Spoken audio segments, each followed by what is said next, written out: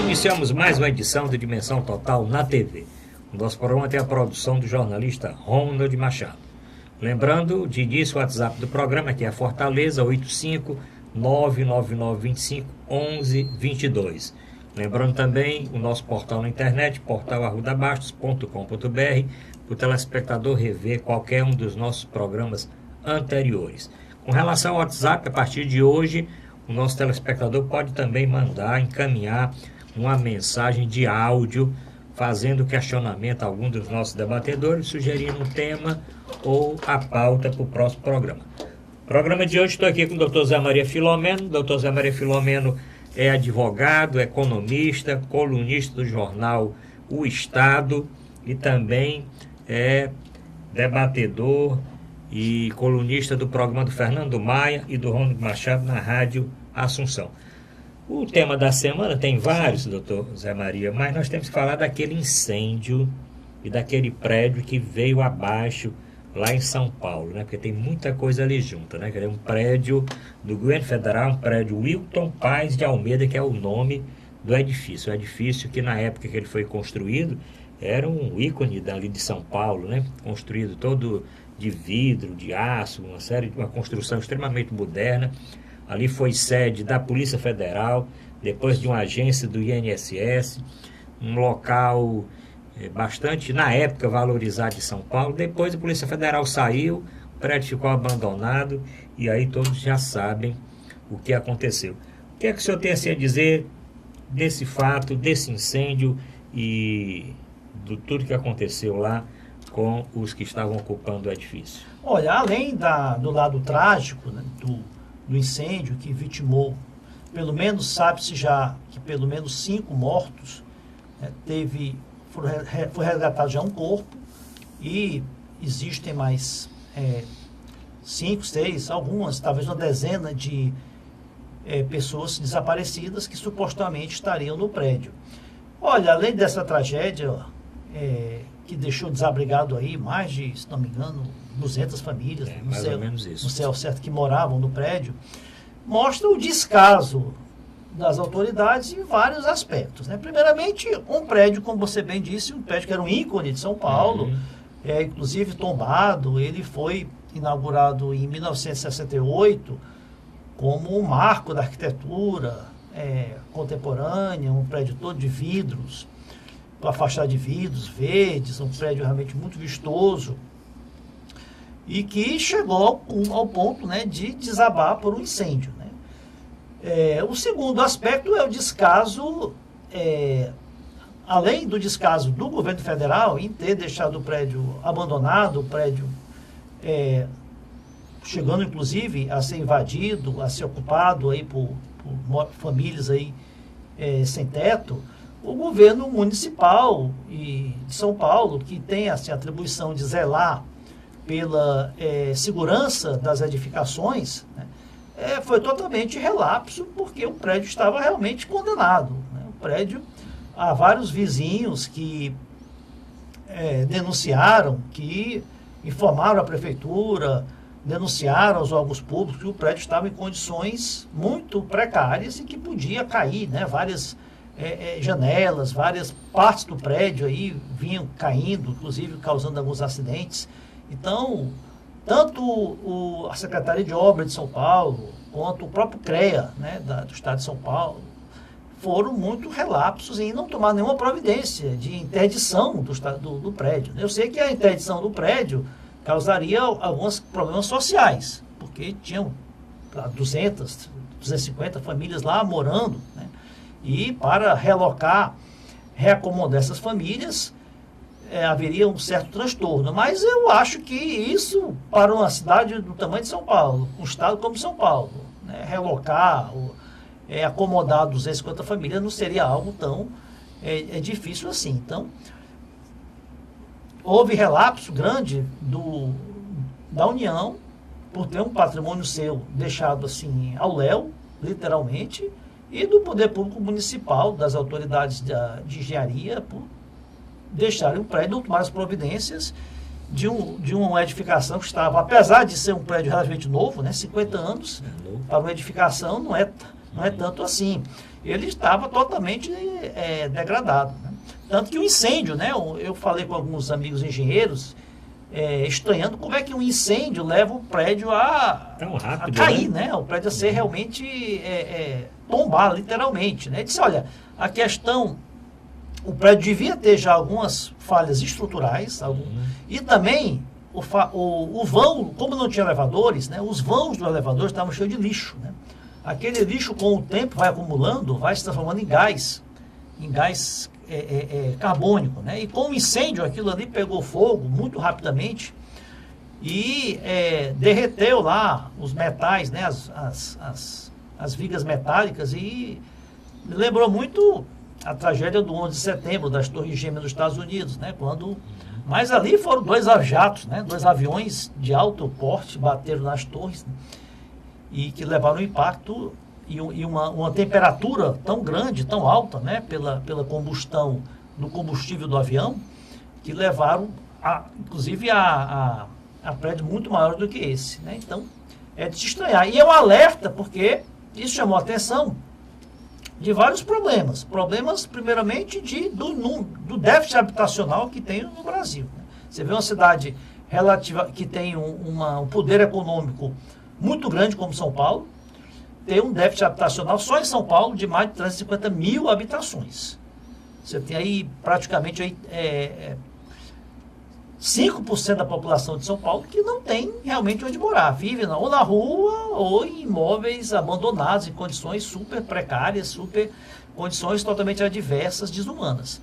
E você tem também mais de 70 prédios só no centro de São Paulo, prédios públicos, ou da União, ou do Estado, do próprio município, totalmente abandonados, né? Entregue aí a invasores, a pessoas que não têm onde, que fazem de lá sua moradia por falta de opção. E isso espalha pelo Brasil todo. Fortaleza parece que tem também, no centro da cidade. Tem alguns prédios. Alguns prédios públicos abandonados. Eu conheço alguns prédios públicos abandonados, né? Então, você tem a questão social, que tem que ser cuidada. Essas pessoas têm que ser relocadas, têm que ser colocadas em locais dignos. E também a questão de segurança, né? Segurança, porque o poder público tem que tomar providências para interditar esses prédios, né? Porque a qualquer momento um prédio desse, ou por um incêndio, como foi o caso desse de São Paulo, ou por algum outro motivo, pode desabar e levar a fatalidades.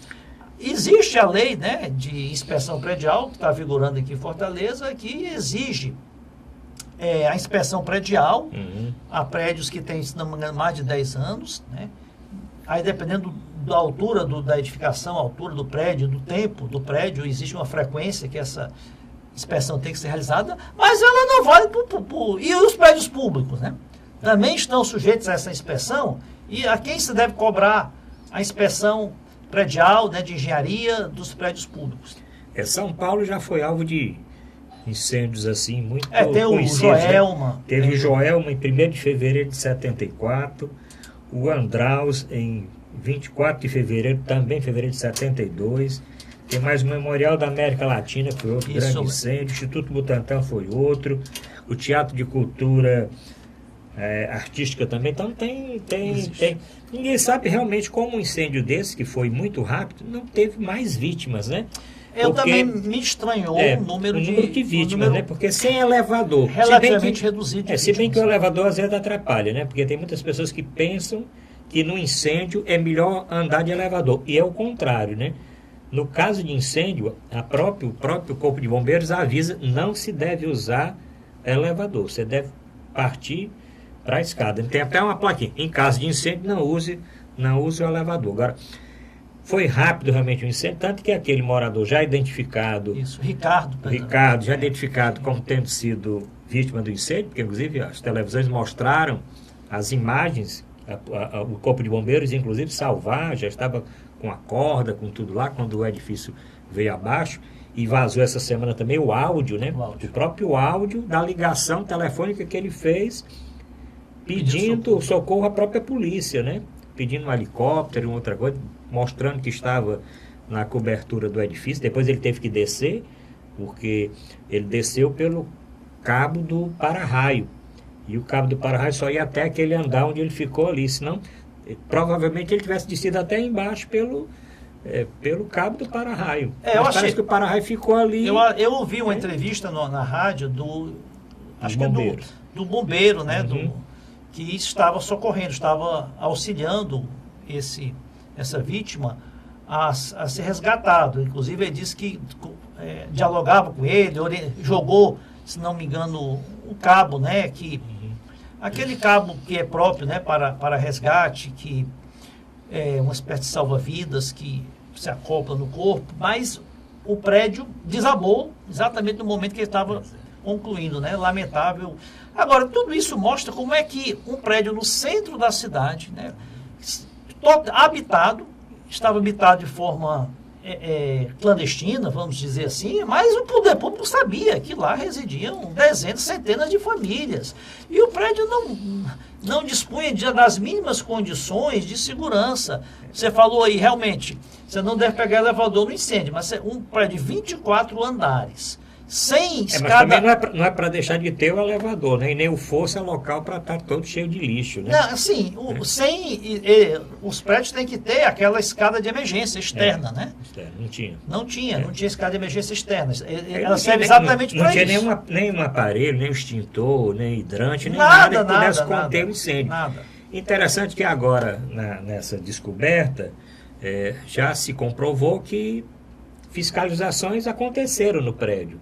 Inclusive uma recente em que, não sei se foi o Ministério Público, tinha arquivado, né, e ficou o questionamento que era só uma opinião, né, não era a opinião do Ministério Público, era só de um procurador, uma coisa assim desse tipo. O que é certo é o seguinte: falha dos governos, federal que abandonou um prédio daquele, depois ficou esse empurra se o prédio vai para o governo ou não, depois a próprio Estado e a Prefeitura que recebeu o imóvel e não deu uma destinação, e todos sabiam que ali era ocupado com mais de 100 prédios, 100 edifícios, são ocupados por famílias, ali não tem nenhum projeto de habitação para essas pessoas. Então, vamos esperar que isso sirva para alertar as outras cidades e São Paulo venha resolver esse problema de habitação desses prédios inacabados. E o governo tenha mais atenção, né, porque um prédio, quando ele deixa de ter aquele uso, como ele foi muito famoso, tanto que as imagens da TV de resgate mostram lá prisioneiros famosos que Tommaso Busquetta, né? Pois que foram lá, quer dizer, vários vídeos aquele da juiz época, lá,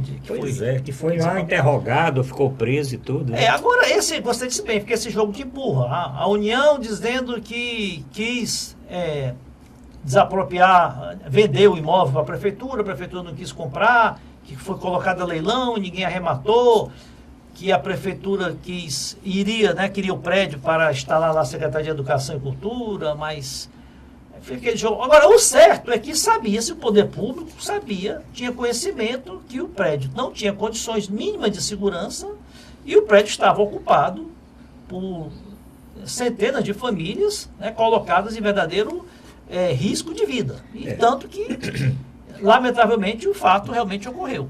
Vê se o Ayrton bota aí as imagens. Agora mostra o trabalho do Corpo de Bombeiros, né? Quer dizer, o Corpo de Bombeiros chegou rápido, não podia conter o fogo, mas com toda certeza ajudou muitas pessoas a saírem ali das imediações do prédio e orientou, como tentou salvar este que faleceu, né? Deve ter orientado muitas pessoas. Eu vi uma declaração... Quando o prédio veio a ruir, que foi pedaço para tudo que é lado, se as pessoas tivessem ficado ali, provavelmente... E aí eu vi uma declaração do muito infeliz, para não dizer algo mais gravoso, do ex-prefeito João Dória de São Paulo, acusando que o prédio estava sendo ocupado por facções criminosas.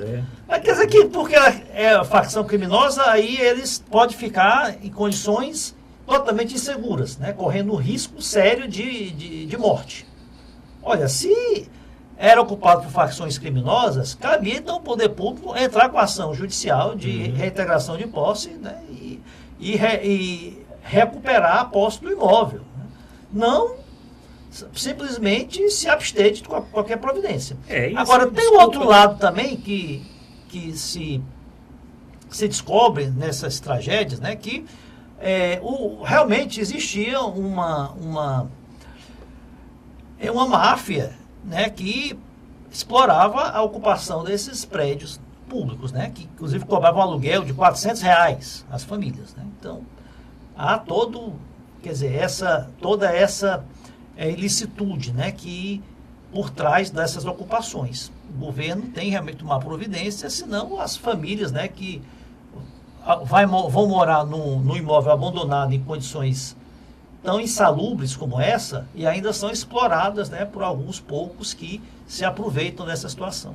Isso vai ter ainda muita conversa, muita notícia a respeito disso, mas realmente é lamentável a atitude do ex-prefeito. Aliás, cada vez que dá um pronunciamento, se desgasta mais, né? Diz que nos 70 prédios, a maioria são ocupados por facções criminosas. Pois e que não é verdade. Nós vimos, inclusive, as entrevistas mostrando que não era. O próprio que faleceu era um rapaz que trabalhava, já ajudava os outros, que fazia transporte de carga, tinha subempregos, bicos, etc. Ninguém tinha ali emprego, provavelmente, com carteira assinada ou mais seguro, alguma coisa assim, mas pessoas, a grande parte ali, mãe de família, pai de família, que estavam ali para não ficar ao relento, né? Não ficar na rua, estavam ali forçosamente naquele ambiente. Bom, vamos terminar o primeiro bloco. No segundo bloco vamos falar de outros assuntos. Vamos falar do nosso bloco de futebol, já que melhorou um pouquinho a situação do Ceará, né? Fortaleza continua bem, ainda. Perdeu aí a liderança, o Fortaleza, na Série B, mas o Ceará fez o seu segundo ponto, e é importante ter feito um ponto fora de casa. Vamos conversar a respeito do Ferroviário também. Ganhou, né? Interporto, né? Então já é alguma coisa. Vamos falar aí da entrevista do presidente Temer, que está assim já dizendo que acha que talvez não seja candidato, pode ser que seja, pode ser que não seja. Vamos falar ainda novamente da campanha de vacinação. Nós temos um novo boletim que foi divulgado pela Secretaria da Saúde do Estado. Vamos divulgar aqui esse boletim. E uma pinimba aí do Ciro com o PT também, tá certo? E outros assuntos aqui do dia. Voltamos já.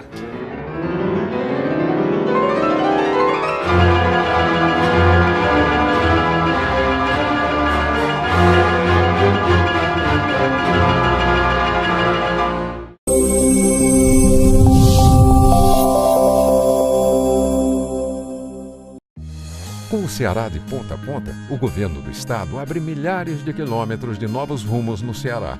Ao todo, 5 milhões de cearenses serão beneficiados pelas ações do Ceará de ponta a ponta, com obras de restauração, pavimentação e duplicação que geram empregos, oferecem mais segurança e criam novas oportunidades. Hoje, com a estrada do jeito que está, quando minha filha sai, eu fico mais tranquila, por causa que a estrada está boa, né?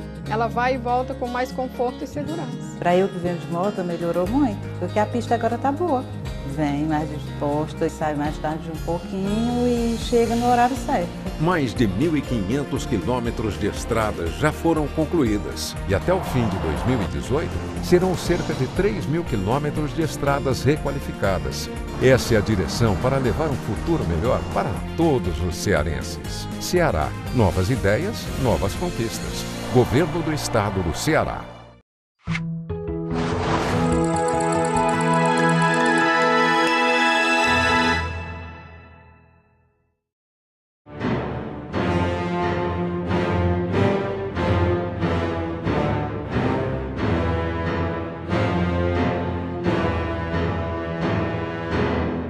Apresentar a Dimensão Total na TV. Nosso programa tem a produção do querido jornalista Ronald Machado. Olha a novidade do nosso programa. Pode encaminhar também mensagem de áudio, de voz para o nosso programa através do WhatsApp. Aqui Fortaleza 85999251122. Todos os dias nós recebemos dezenas de mensagens dos nossos telespectadores. Lembro também o nosso portal na internet, portal@arrudabas.com.br, para o telespectador assistir o nosso programa ao vivo, sempre às segundas, quartas, sextas e domingos, às 9 horas da noite, ou também rever qualquer um dos programas anteriores, também aproveitar e entrar nos colunistas para ler a coluna do Dr. Zé Maria Filomeno, Dr. Manuel Fonseca, passa pelo meu blog Dr. Regis Barros e diversos outros colunistas, como também ver a página de futebol, a página da saúde e as últimas notícias que estão postadas no nosso portal, portal@arrudabastos.com.br. Doutor Zé Maria, outro tema da semana foi o foro privilegiado, né? Muito polêmico, né? Inclusive essa semana agora já tem a Raquel Dodge questionando, querendo esclarecimento. Como é que fica um deputado que é candidato à reeleição, se ele perde o foro, se ele não for reeleito, como é que fica? Muitos questionamentos vão acontecer. Como também a posição aí do presidente da Câmara, o Rodrigo Maia, que correu para formar a comissão que vai aí analisar já um projeto, uma emenda constitucional que foi votada no Senado ano passado, né, e foi votado bem rápidozinho, por unanimidade, chegou na Câmara ficou dormindo até agora, semana passada, e com essa decisão de retirar o foro privilegiado de senadores e deputados, a não ser por crime relacionado ao exercício do mandato. Durante o exercício do mandato e por crime relacionado ao exercício do mandato. Portanto, Maria, explica um pouquinho isso aí. Qual a grande modificação da sistemática atual? Olha, veja só. Pela Constituição Federal e constituições estaduais dos estados, você tem no Brasil, existem dados aí conflitantes, né? Uns que falam em 55 mil, outros falam até em 60 mil autoridades que detêm foro privilegiado. Aliás, o nome técnico é foro especial por prerrogativa de função. Ou seja, são, na maior parte, servidores, agentes públicos, né, políticos e públicos, que não são julgados pelo juiz natural. O juiz natural, qual é? Aquele juiz, se for caso... crime comum da Justiça Estadual, crime que envolva interesse da União da Justiça Federal. Eles são julgados por foros, ou seja, por juízes, por cortes determinadas. O que se julgou no Supremo, agora na última semana, se restringiu o foro não desses 55 ou 60 mil autoridades, mas só dos parlamentares federais, que são 513 deputados, 81 senadores, 594. Né? Ou seja, menos de 1% das autoridades que têm foro por prerrogativa de função foram afetados por essa decisão do Supremo. Essa decisão do Supremo, o que ela decidiu? O que ela reza? É que os deputados e senadores que até então eles tinham foro privilegiado, eram julgados criminalmente pelo Supremo Tribunal Federal em qualquer ação, em qualquer processo. Agora, entendeu o Supremo, por uma questão interpretativa, porque a lei não diz isso, a Constituição não diz isso, a Constituição apenas estabelece que os deputados e senadores, desde a diplomação, antes mesmo de tomarem posse, né, até o encerramento do mandato, a jurisdição para ações criminais é o Supremo Tribunal Federal. Agora não. Eles só serão julgados pelo Supremo Tribunal Federal em crimes durante o período de mandato, ou seja, durante os 4 anos ou 8 anos, enquanto estiverem exercendo o mandato, e só restritivamente a crimes que dizem respeito ao exercício do mandato. Eu, pessoalmente, o que eu acho? Eu acho que criou-se aí um mito, no Brasil criam certos mitos, né, de que o foro privilegiado, como ele é mais chamado, é causa da impunidade, né, que os políticos se acobertam do foro especial para não serem punidos, né, o que não é uma verdade absoluta. Nem essa emenda vai alterar significativamente isso, porque a maioria dos crimes que os parlamentares respondem são crimes que dizem respeito ao exercício do mandato. A atividade parlamentar, ou pelo menos o cargo de parlamentar. Os crimes da Lava Jato, por exemplo, são parlamentares que no exercício do mandato utilizaram de sua influência para obter vantagem indevida. Eles não sairiam do Supremo. Né? E outros crimes de corrupção, todos eles são relacionados ao mandato. Agora, o que que se devia fazer, realmente, como você bem destacou, é se aguardar que o Congresso vote essa emenda que está lá tramitando. Porque essa emenda ela vai regulamentar o foro privilegiado, o foro por prerrogativa de função de todas as autoridades do Brasil, não só os parlamentares. O que adianta você restringir o foro por deputados e senadores e deixar os deputados estaduais, que continuam com foro nos tribunais de justiça, os juízes e procuradores, que são a maioria, são mais de 35 mil juízes e promotores de justiça que têm foro por prerrogativa de função. Eles não são julgados pelo juiz comum. Ministros de Estado continuam a ter foro especial. Governadores têm foro no STJ. Prefeitos também. Os prefeitos têm foro nos tribunais. Então, eu acho que houve aí uma precipitação do Supremo, houve uma judicialização da atividade que, a meu ver, deveria ser do Congresso. Acho que existe essa emenda que ela restringe todos as autoridades que têm foro. Ela acaba, literalmente, de fato, com o foro por prerrogativa de função de todas as autoridades que hoje os detêm e limita apenas aos detentores de poder, o chefe de poder, o presidente da República, o vice-presidente da República, o presidente das casas legislativas federais, da Câmara e do Senado e o presidente do Supremo Tribunal Federal. Todos os outros passam a responder perante o juízo de primeiro grau. Bom, vamos terminar o segundo bloco. Na outra meia hora do programa, vamos receber aqui o Dr. Mourão Cavalcante para nós continuarmos esse papo. Voltamos já.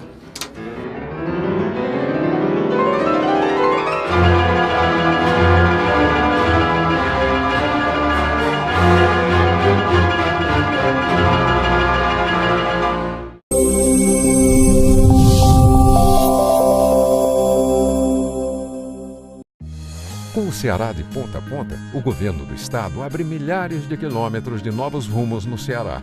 Ao todo, 5 milhões de cearenses serão beneficiados pelas ações do Ceará de ponta a ponta, com obras de restauração, pavimentação e duplicação que geram empregos, oferecem mais segurança e criam novas oportunidades. Hoje, com a estrada do jeito que está, quando minha filha sai, eu fico mais tranquila, por causa que a estrada está boa, né? Ela vai e volta com mais conforto e segurança. Para eu que venho de moto, melhorou muito, porque a pista agora está boa.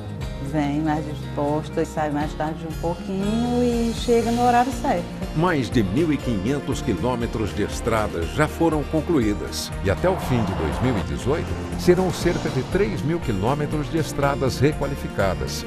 Essa é a direção para levar um futuro melhor para todos os cearenses. Ceará, novas ideias, novas conquistas. Governo do Estado do Ceará.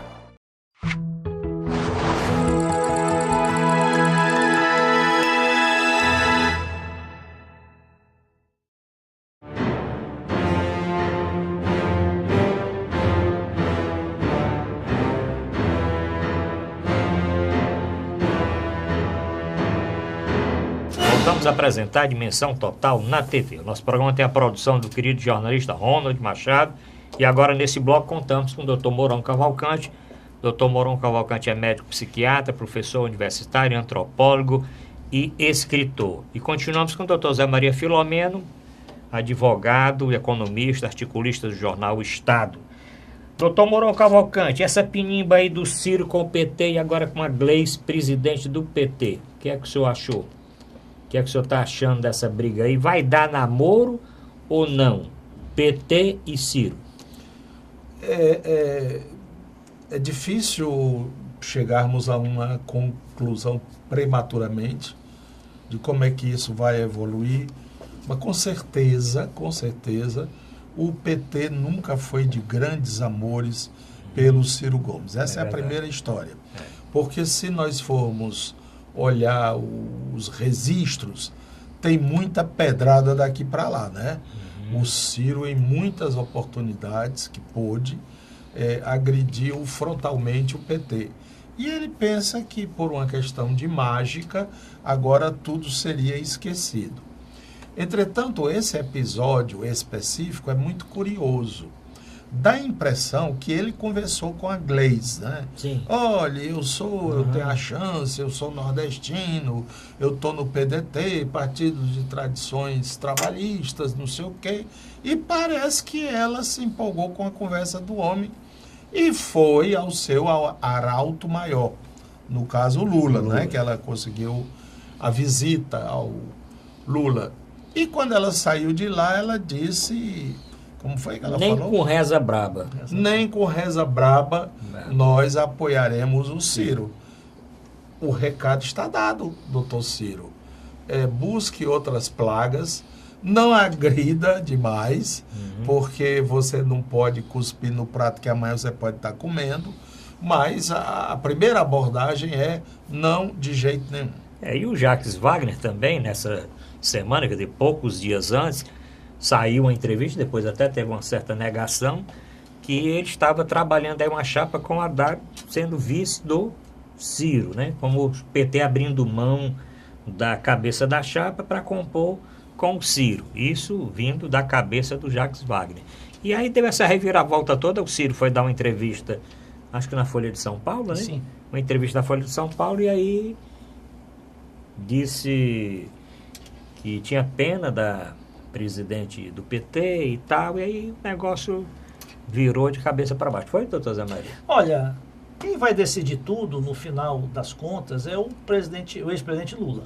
Ele pode estar preso, ele pode estar na cadeia, ele pode estar solto, mas quem manda no PT ainda é ele. Então, todo esse ritmo desse processo de como o PT vai se colocar nas eleições, se vai levar a candidatura do Lula até as últimas instâncias, já sabedores que a candidatura vai ser impugnada. Se vai lançar ou se vai lançar um candidato próprio, seja o Haddad, seja o Jacques Wagner, seja um terceiro, né, que ainda venha a ser especulado, ou se vai apoiar um candidato do outro partido. Nesse caso, o único que eu vejo possibilidades é do Ciro. Então, tudo isso vai ser decidido pelo Lula. Eu, pessoalmente, acho que, pragmaticamente, fazendo uma análise política, né, eu acho que a melhor solução para o PT seria de apoiar o Ciro, porque o PT não tem um candidato que empolgue.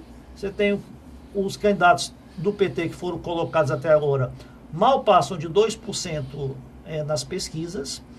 O Ciro é um candidato que, quando o Lula sai da lista da pesquisa, ele alcança quase 10%. É aquele candidato que mais absorve o eleitorado do Lula. E é um candidato que tem realmente, se tiver o apoio do PT, e o PT, como sempre defendeu a união das esquerdas, né? Quer dizer, ele tem que ser coerente, não pode ser a união das esquerdas só para apoiar o PT. No momento em que o PT não tem chance, como é agora sem o Lula, não tem chance, e que ele apoie o candidato mais identificado com as suas bandeiras, com as suas causas, né? Com as suas propostas, que seria o Ciro. O doutor Mourão diz que houve realmente rusgas, né, entre o PT e o Ciro na história aí durante o passado recente, mas na política, né, nada disso é empecilho. Nós já vimos aí adversários ferrenhos, até do próprio PT, né, se unindo depois com objetivos eleitorais. Então, agora, se vai apoiar o Ciro, não sei, vai depender do Lula. Com relação ao Ciro, né, doutor Mourão, tem toda aquela pinimba com a Luiziane Lins, inclusive, com mas isso é menor para o Brasil. Eu estou dizendo tupiniquim, né? Aqui, para o Brasil é menor, mas que tem a sua seu efeito aqui mais tupiniquim, né? Eles podem dizer o seguinte: hoje o governador do Ceará é do PT. Exato. E fomos nós que apoiamos. Não, inclusive o Ciro disse que apoia 5 candidatos do PT no Brasil, os 5 maiores candidatos. O nome desse negócio aí é idiosincrasias. Né? Como é que se diz? 2 bicudos não se beijam. Né? Pois é. Eles têm uma figura, ambos querem ter, não é? Tanto o Lula como o Ciro querem ter aquela imagem carismática, né, do político retumbante e tal. Mas eu acho que pesa muito a história da pesquisa também. Acho que O sim. Ciro não sai dos 4%. Não, o Ciro chegou a Tá 10%. chegando a quase 10 agora. É né? 10? Quando o Lula Mas só sai, você dá chega a quase 10%. Ah, não, eu estou dizendo no Vergão, por exemplo, como o Joaquim Barbosa, que saiu do 0, não era candidato e já foi lá para 8, 9. A Marina também, 8, 9. E o Ciro não passa dos 5, ali junto com o Alckmin e com aqueles outros candidatos. Na última pesquisa ele está um pouco melhor, acima. está um pouco acima. Né? Cresceu um pouco. Não, ele é o Mas candidato- realmente ele melhora bastante quando o Lula não está não tá na jogada. Mas já que nós estamos falando de candidato, Temer, em entrevista recente, ele está dando entrevista praticamente todo dia, deu na televisão, deu na CBN, está dando em tudo que é emissora. Ele agora está dizendo que talvez seja, talvez não candidato. Estão dizendo até que ele teve uma queda muito grande na pesquisa. Uma queda muito grande na pesquisa, ele está 1% ou menos, não foi queda muito grande na pesquisa. Mas agora ele está dizendo que está pensando em talvez apoiar algum candidato aí que defenda o seu legado, tá certo? Só que aí está sendo difícil, porque ninguém está querendo defender muito o legado dele. Mas fala Qual assim, é o legado? Porque tem de toda, pois é, mas toda espécie. ali, de tudo, toda né? Tinha que ser natureza. tudo, né? Legado Loures, Está se falando muito da proximidade dele com o Alckmin, né? Ele também andou dando aí, fazendo alguns comentários com relação ao Joaquim Barbosa, que o Joaquim Barbosa não seria eleito porque é negro e nem porque tem uma descendência humilde, né? O que é que o senhor acha? O Temer, afinal, agora é interessante, ele não citou o Meirelles.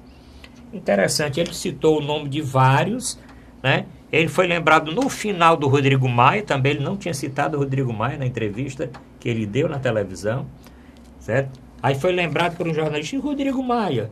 Ah, tem o Rodrigo Maia. tem esse rapaz aí. Ele tinha falado mais no Geraldo Alckmin, no Flávio Rocha, no Afif Domingos, no Paulo Rabelo e mais no... Só depois lembra do Rodrigo Maia. Do Meirelles nem lembrou. Olha, na realidade, o presidente Temer, o desejo dele ele tem o desejo de ser reeleito. Agora, entre o desejo e a viabilidade, a concretitude, tem uma distância muito grande. Né? Tanto que ele, no início, logo que ele tomou posse com o impeachment da ex-presidente Dilma, ele sempre declarava que não ia disputar a reeleição, que não almejava a reeleição. Mas agora, alguns meses para cá, com o processo eleitoral já chegando na sua fase assim, decisória, ele finalmente declarou que, se as condições permitissem, ele disputaria a reeleição, que seria até um ato de covardia, né, não colocar o seu governo à prova. Agora, ele pragmaticamente está vendo, e as pesquisas demonstram isso, que o nome dele é muito rejeitado. É muito difícil ele conseguir viabilizar uma reeleição. Seria até, eu acho que, vergonhoso ele, como presidente, não chegar nem a 5%, né, num primeiro turno. E ele está aí tentando construir uma ponte aí com algum candidato do chamado centro, né, e já encontrou-se com o Geraldo Alckmin, para emprestar o seu apoio, o apoio do PMDB, que é um apoio, em termos estruturais, valioso, pelo tempo de televisão que o MDB agrega, pela estrutura partidária no Brasil inteiro, o país que mais tem prefeituras, que mais tem vereadores. Agora, em troca, ele quer o apoio do chamado legado, né? Que é mesmo que você querer que a pessoa bote uma corda no pescoço, porque apoiar o legado dele, com a impopularidade que ele tem, é um presidente que, da história recente do Brasil que eu acompanho, que tem um índice assim de rejeição, de descrédito, né, enorme. Né? Então, eu até apoio muitas medidas, muitos projetos do governo Temer. Agora, não pode-se deixar de reconhecer que ele, popularmente, é um verdadeiro desastre. Então, o candidato, se apoiar o legado do Temer, na conjuntura atual, eu acho que ele, em vez de agregar, ele vai perder muitos votos. Doutor Mauro Cavalcante, um abraço aí de Afogados. Olha, Quem ele abarcar, é abraço de Afogados? mas ele é muito esperto, ele tem muitas tiradas, né? A quem eu gostaria de felicitar era a primeira dama, Sim. a Michele, né? Certo. Michele não. Como é o nome? Marcela Temer. Desculpa. Marcela Temer. São nomes. Parecido. Marcela Temer, né? Marcela. Que menina corajosa, rapaz. Pulou no lago para salvar o cachorro. Ela tem 2 cachorrinhos. Um cachorrão chama-se Thor. E o outro é Piúcha. Pois bem, ali na beira do lago, né? Do lago Paranoá, não sei o quê, e o cachorrinho pequeno, e parece que cachorro de madame importante não sabe nadar. E o cachorrinho estava morrendo afogado e ela fez sinal, a Marcela. Auxiliar. A um auxiliar. Já foi demitido, inclusive. Olha, porque não pulou no lago. Peraí, minha filha. Peraí. Olha, o cachorrinho está se afogando. E você vai ficar aí. Não é minha tarefa. Não consta no manual dos meus procedimentos. Aí ela não teve pipoca. Ela própria pulou e salvou o cachorrinho. Eu sou mais a Marcela para presidente do que o Michel. Sem dúvida. Você acha que o Michel Temer pularia no lago para salvar o cachorrinho Piúcha? Não. Agora, por que ela fez isso, Marcela? Porque o cachorrinho é do Michelzinho, filho. Sabe? Quer dizer, o amor fraterno, o amor conjugal, familiar. Isso é um grande exemplo do nosso presidente Temer. Já que, em termos políticos, econômicos, sociais e de abacuato, ele só tem trazido miséria para o Brasil. Pelo menos temos uma heroína, Marcela, temos uma vítima, que é o pobre do Piúcha, e alguém satisfeito por tudo isso, que é o Michelzinho. Pronto. Quanto ao resto da família, deixa para lá. Bom, terminamos esse bloco, voltamos já para assuntos aqui, tem muitos assuntos aqui interessantes. Temos que falar de vacinação, temos que falar aqui de uma proposta do Mauro Filho, voltar a CPMF, viu? Se o Ciro for eleito. Eu não sei se isso vai dar a volta. CPMF, volta da CPMF com uma proposta do Mauro Filho, pelo menos já tem um motivo para não votar nele. Em algum jornal. Mas voltamos já. Perdeu um voto bestamente.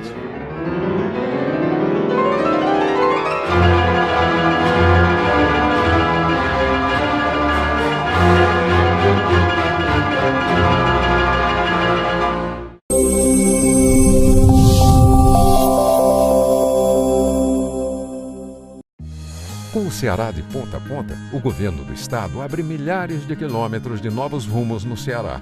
Ao todo, 5 milhões de cearenses serão beneficiados pelas ações do Ceará de ponta a ponta, com obras de restauração, pavimentação e duplicação que geram empregos, oferecem mais segurança e criam novas oportunidades. Hoje, com a estrada do jeito que está, quando minha filha sai, eu fico mais tranquila, por causa que a estrada está boa, né? Ela vai e volta com mais conforto e segurança. Para eu que venho de moto, melhorou muito, porque a pista agora está boa. Vem mais disposta e sai mais tarde um pouquinho e chega no horário certo. Mais de 1.500 quilômetros de estradas já foram concluídas e até o fim de 2018 serão cerca de 3.000 quilômetros de estradas requalificadas. Essa é a direção para levar um futuro melhor para todos os cearenses. Ceará, novas ideias, novas conquistas. Governo do Estado do Ceará.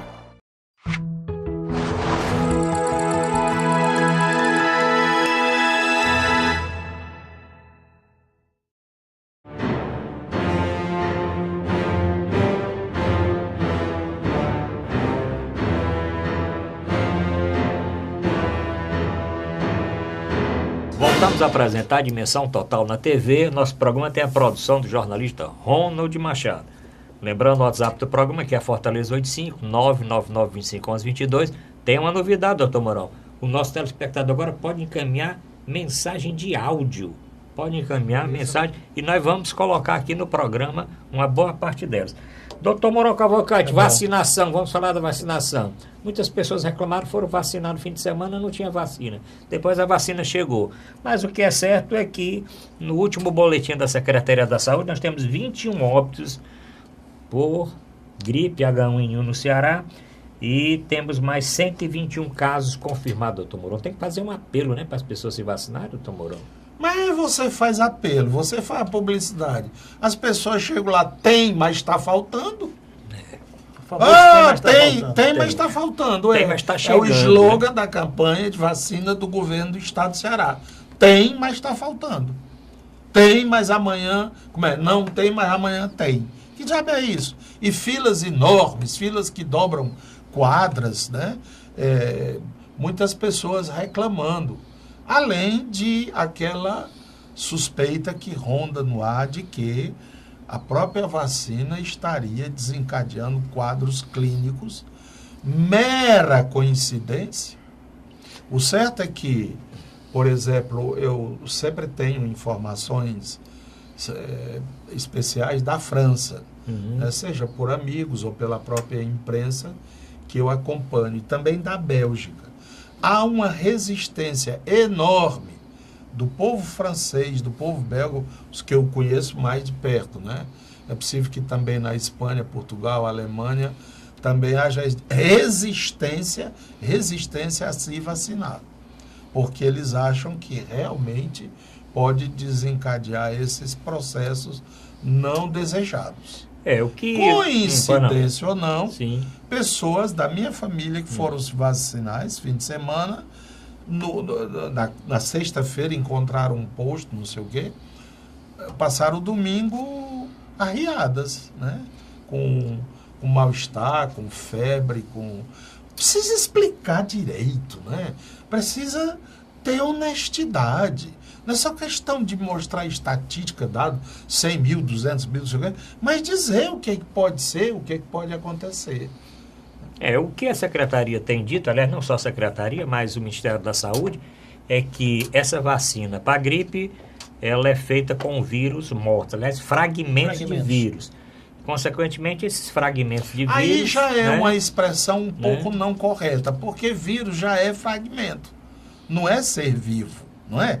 Então, quando eu falar fragmento de porque existe vacina tipo a da febre amarela, que são de vírus atenuados, e aí as pessoas com deficiência, pessoas idosas, não devem tomar, porque podem realmente contrair a doença com o vírus atenuado. O que eles falam é que esse vírus é um vírus morto, e, além disso, ele é fragmentado, que faria com que ficasse claro de que a doença não seria transmitida a realidade é que a letalidade é muito alta da gripe. 121 casos, 21 óbitos, né? É altíssima letalidade. Chega aí a quase 15%.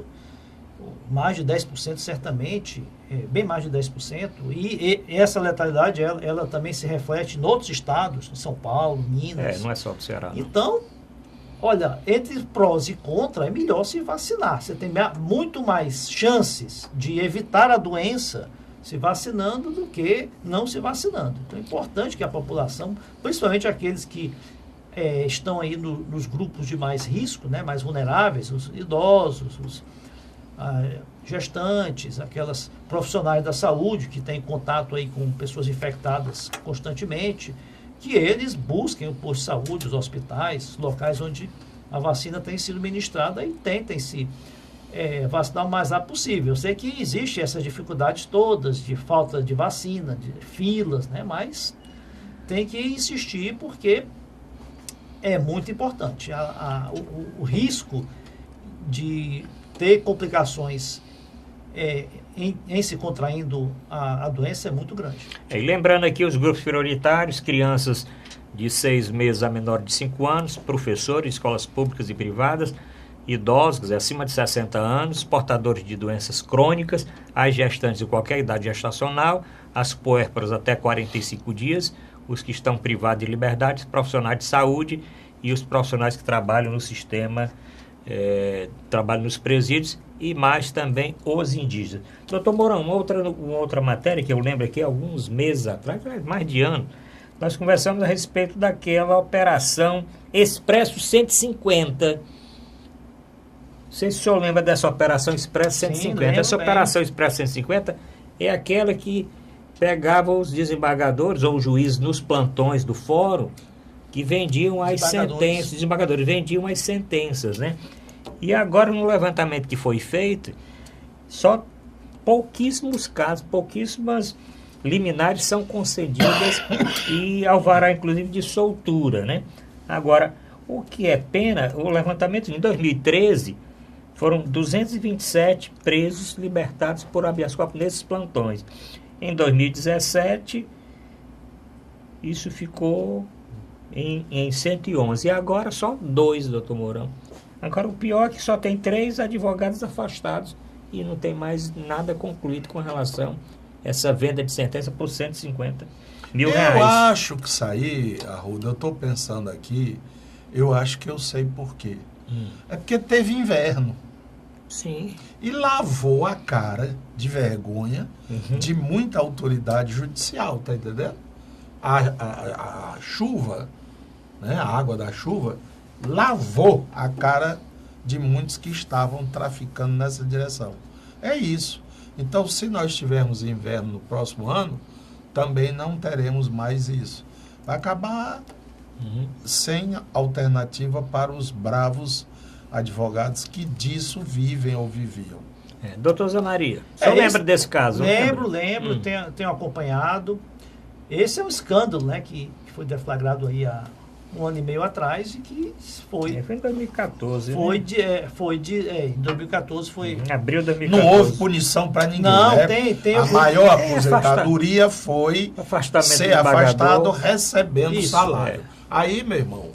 Esse processo, ele envolve 4 desembargadores do Tribunal de Justiça do Estado do Ceará. Um foi afastado das funções, os outros 2 foram, como disse o doutor Mourão, aposentados compulsoriamente. E tem uma outra desembargadora também que foi afastada. Não sei se ainda está afastada ou já retornou. E cerca de 30 advogados aí que estão sendo processados pela Justiça e 3 estão suspensos. Pelo Tribunal de Ética da OAB. Como você bem disse, esse era um esquema de venda de habeas corpus nos plantões judiciais e que expressa 150 porque pelas trocas de mensagens que foram interceptadas, muitos habeas corpus eram vendidos pela bagatela de 150 mil reais. E realmente foi uma gangue aí de advogados com magistrados que montaram um esquema de venda de habeas corpus nos plantões judiciais. E isso tem sido apurado pela Justiça. Esses processos eles correm no tribunal, no STJ, porque os desembargadores têm o chamado foro privilegiado, né, que nós falamos, no Superior Tribunal de Justiça. E os advogados envolvidos também, um já foi excluído dos quadros da ordem, outros 2 estão suspensos, né, uns foram suspensos por 12 meses, depois por 24 meses, e a OAB está tomando as providências, né? Agora os processos, eles têm que obedecer toda uma ritualística, existe o contraditório, existe o devido processo legal, mas os que forem efetivamente considerados culpados, que terem agido fora, né, da conduta ética que a profissão, né, que o encargo de advocacia pressupõe, vão ser punidos devidamente. Doutor Mourão Cavalcante, 2 assuntos aqui que eu queria escutar a opinião do senhor. Um com relação àquele incêndio, né? Um incêndio que aconteceu em São Paulo, no prédio Wilton Paes de Almeida, foi um prédio, foi da Polícia Federal, do governo federal, e que veio a desabar, inclusive, com incêndio. O que é que o senhor acompanhou desse caso? Seria moradia para gente, né? Como gente vem sendo maltratado nesse país? O que a gente pode dizer? E ficou como muito forte aquele encontro da jornalista que pergunta, né, ao bombeiro, se, como foi? Não deveria ser proibido gente morar assim. Aí disse, minha senhora, eu aqui estou cuidando de vida, não estou atinado a aspectos puramente legalistas, se pode ou não morar, se deve ou não morar. O certo é que isto mostra, mais uma vez, estampado com todas as cores, a situação habitacional do nosso país. Já criaram um banco, né, no tempo dos militares. BNH. BNH, né? Banco Nacional de Habitação, que depois foi ser um apêndice da Caixa. Aí o coordenador geral dessa parte da Caixa de Habitação é o famoso deputado Gedel. Gedel Vieira Lima. Não foi? Foi. Ele era o cuidador desse negócio aí, das habitações. Ele era vice-presidente, pessoa jurídica. É? Então pior. Quer dizer, aí você bota um bando de macaco para cuidar das bananas. Dá nessas coisas, né? Aqui mesmo em Fortaleza, Sim. se vocês... Eu acho que como é que ele chama? O turístico? O Trade. conjunto, o trade. Trade. O trade turístico podia fazer uma excursão, um passeio. Fortaleza by night. Fortaleza durante a noite, através da noite, visitando Praça do Ferreira, né? Aquele pessoal bem alojado e instalado, Praça Zé de Alencar, a avenida, aquela que dá ali para a Justiça do Trabalho. Na Justiça do Trabalho. A Tristão Gonçalves. Enfim, no centro da cidade eles já tinham atrações diversas. Ao lado e ao largo da Academia Cearense de Letras, a mais antiga do país e que alberga a miséria desde a época que foi criada. Ele era o Palácio da Luz, né? E que tinha uma capela que era só para os negros. Tá vendo? E a gente nunca foi aqui, nós fomos ligados a essa história de escravagismo. Pois bem, o problema habitacional é grave, é sério e não existe por parte do governo federal, estadual, municipal, qualquer preocupação maior. A preocupação é construir algumas casinhas, filmá-las à exaustão para soltar durante o programa eleitoral. Aqui mesmo o nosso bravo governador marcou, não é, entrega de casas, e aí uma dessas facções disse, se ele vier aqui a gente come ele de bala.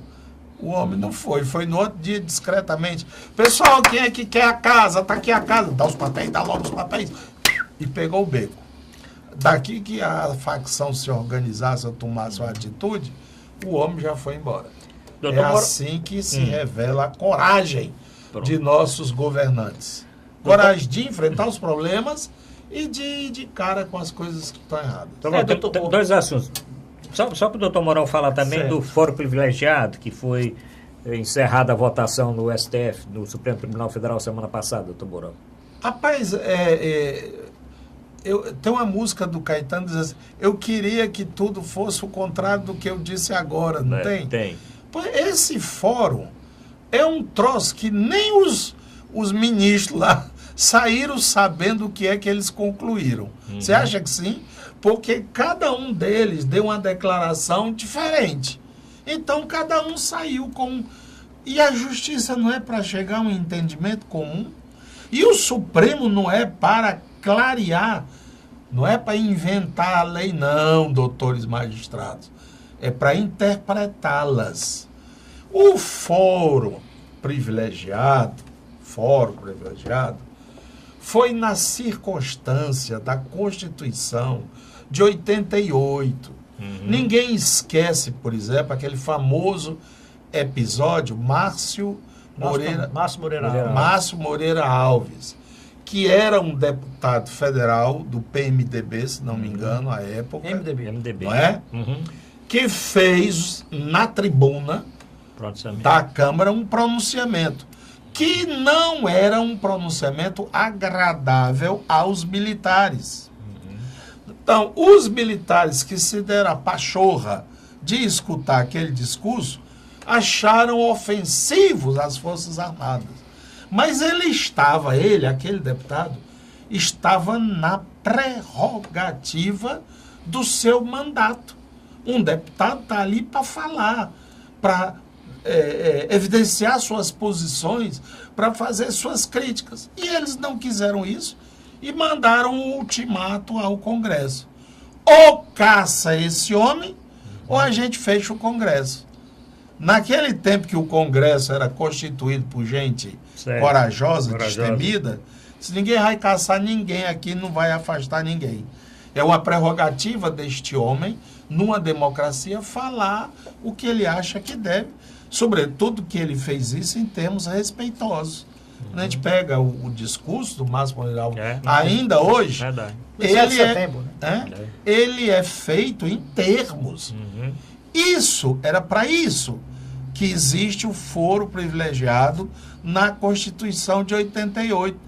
Não é para o cara pegar a merenda escolar, roubar, eu sou senador. Para o cara pegar o dinheiro que vem para construir as casas populares, não, aqui nós demos um jeito com as construtoras locais. Os outros que juntam lixo, junta 100 toneladas, bota lá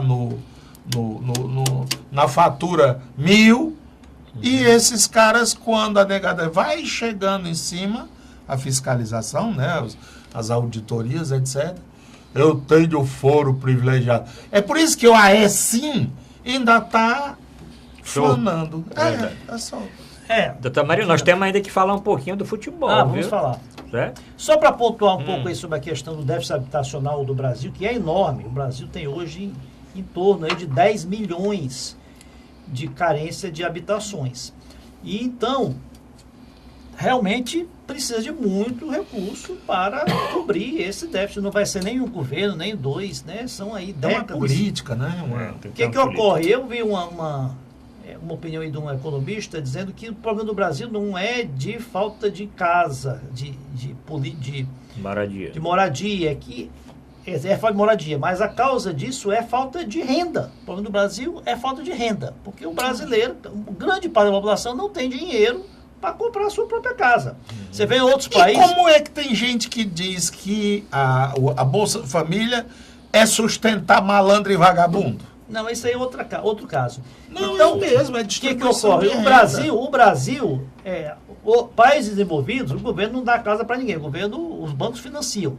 Aqui, o governo realmente tem que dar casa, porque o povo não tem como comprar. Não tem como comprar. Como é que você vai pegar uma família que ganha R$1.000 por mês, salário mínimo, 1.200, vai ainda fazer... Não tem dinheiro nem para comer, vamos ser sinceros, nem para comer direito, vai ter dinheiro para construir ou comprar uma casa ou pagar um financiamento, 500, 600 reais por mês.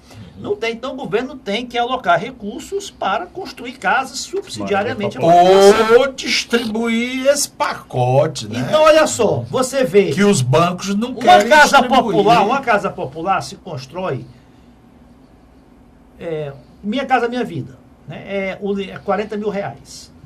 Tá mais. Mas bote aí o preço de custo, R$40 mil. Só na Olimpíada e a Copa do Mundo, o governo gastou 40 bilhões.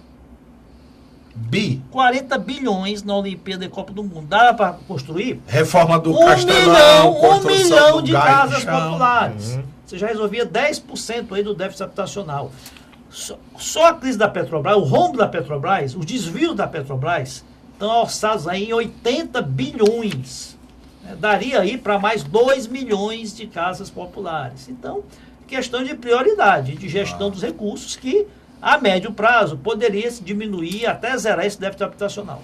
Doutor Bruno, o senhor viaja muito. Vamos falar da inauguração aqui do hub da Frente e da QLM. Isso vai melhorar realmente o fluxo turístico para cá, para Fortaleza? Para cá, para onde, homem? Quem é que vai descer? Quem é que vai descer no aeroporto que é comendo bala de tudo que é canto? Pois é, mas estão querendo fazer umas promoções aí, trocar... Não, vamos falar sério.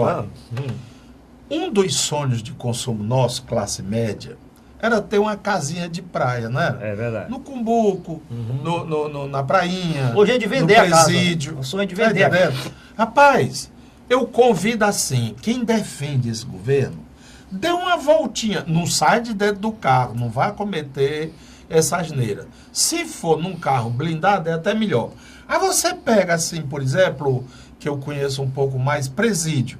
Aí anda naquela rua principal, olhando, e vai anotando, aluga-se, vende-se, aluga-se, vende-se, aluga. Por quê? Eu fui perguntar isso, por exemplo, a um morador de uma casa, né? Ele cuida da casa. Se o patrão tem vindo aqui, ele diz, não, ele está desgostoso. Essa palavra é boa, né? Gostoso. Esse verbo, desgostoso. Eu digo de quê? Ele disse, olha, desde que na outra rua ali chegaram 4 bandidos encapuzados, com pistola metralhadora, sei lá o que é, pegaram a família do homem, trancaram no banheiro e ficaram ameaçando de estuprar as netinhas dele de 12, 14 anos, que ele nunca mais pisou aqui, doutor. E quer vender por qualquer preço. Aí esses caras vão trazer aviões da onde? Para aterrissar onde? A produtora do cantor ali, o Chico, não, rapaz, que não, é gente de classe. Gilberto Gil. Gilberto Gil. Tá entendendo? Ela é uma senhora e de manhã cedo ela foi pegar o carro para ir ao aeroporto, deixar o carro que ela alugou, né? E com todos os equipamentos dela, laptop, não sei o que, não sei o que. Não conseguiu chegar no aeroporto.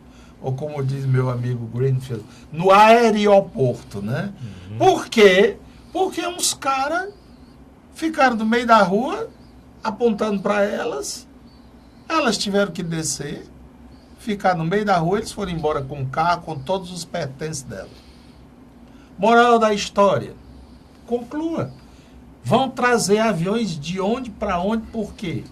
Claro que para nós é legal, né? A gente vai ali a Orlando, Miami.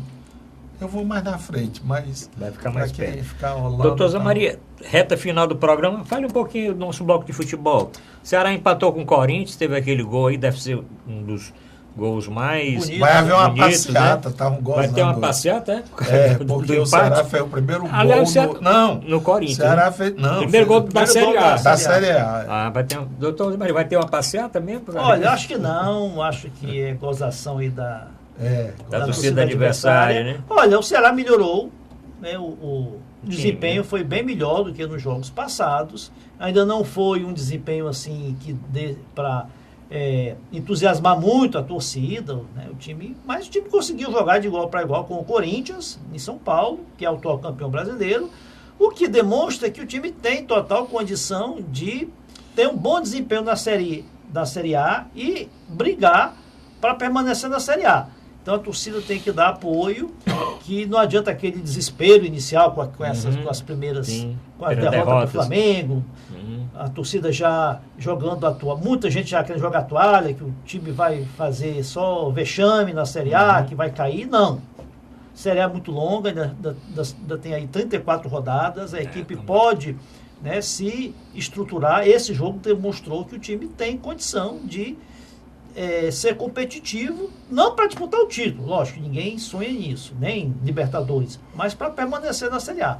Tem condição de permanecer na Série A, tem que continuar melhorando, continuar trazendo alguns reforços. O Ceará contratou 3, 4 jogadores aí na semana passada, deve vir mais 1 ou 2, e se o time engrenar, pode ter um bom desempenho e permanecer na Série A. O Fortaleza também está jogando muito bem, surpreendendo, acima do que eu esperava. Está invicto, ganhou 3 jogos, empatou um jogo fora contra o Londrina, que é difícil jogar lá em Londrina. E tem tudo aí também para ter um excelente desempenho e subir para a Série A no que vem. E o Ferroviário, que também teve uma primeira vitória na Série D. Na Série D. A Série D com o nome do time Interporto. Interporto, acho que do Tocantins. Do Tocantins. Doutor Zé Maria, olha, o Ferroviário ganhou do Interporto.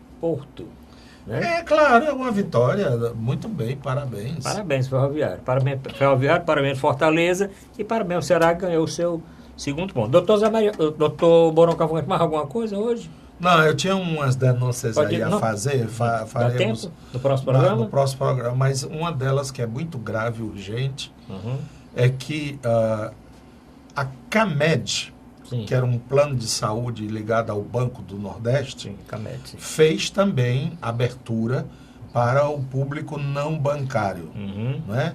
O que fez com que a CAMED crescesse muito. Mas parece que houve um momento que eles receberam pressão que teriam que terminar com isso, e o plano só deveria conter mesmo o pessoal do Banco do Nordeste. O que é que fez a CAMED? Vendeu a Unimed Nordeste. vendeu essa carteira de clientes. essa carteira de clientes para a Unimed Norte e Nordeste. Que é em João Pessoa. Só que essa Unimed Norte e Nordeste é virtual. Onde é a sede?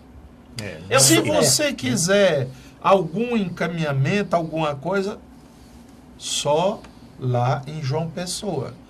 Mas você está em Fortaleza. E era isso que eu quero falar, para agravar a situação, neste final de mês, portanto, já está vigorando, os clientes Unimed Norte e Nordeste, ex-Camed, não estão tendo mais acesso aos serviços do Hospital Monte Clínico. Sim. Sem comunicar, sem avisar, sem nada. E essa foi uma das condições negociadas quando da transferência. Ficaria mais na condição de manter o convênio com o Monte Clínico. Nenhuma satisfação. Uma pessoa da nossa família foi lá tirar uma trivial radiografia do tórax e disseram, não, esse cartão seu não vale mais aqui. É para ser desse jeito. E cadê um negócio chamado Agência Nacional de Saúde? Está feita a denúncia com nome, CPF, endereço e tudo. Bom, está aqui então a denúncia do Dr. Moron Cavalcante, denúncia do nosso programa. Vamos apurar nessa semana e vamos aguardar uma resposta aí para os usuários da Camed. O Hospital Monte Clínico realmente atende a Camed, não atende a Unimed, deve estar havendo aí alguma coisa e a ANS deve ser acionada e entrar, né, com porque alguma medida, né? Se você é cliente Unimed Norte-Nordeste e conta com aquela unidade e não tem mais aquela unidade, o que foi que substituiu? O que é que está no lugar de?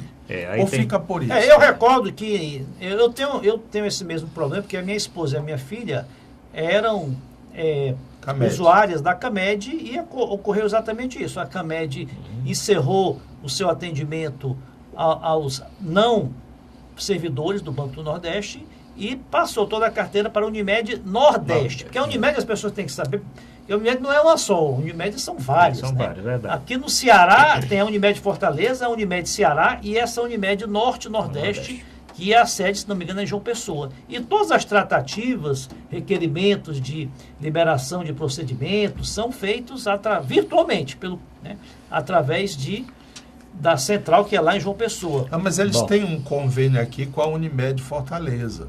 Então, muitos desses exames, dessas coisas, são resolvidos aqui. Intercâmbio, através do intercâmbio. Mas essa coisa abrupta, não tem mais Agora, direito. o Monte Clínico, eu lembro que no início ele não atendia nenhuma Unimed. Ele não tinha convênio com a Unimed. Ele realmente ainda não atende Unimed. Ainda não atende? Não atende Unimed. Bom, o doutor Hipólito botou uma coisa. A Unimed não nos escolheu. Pois é.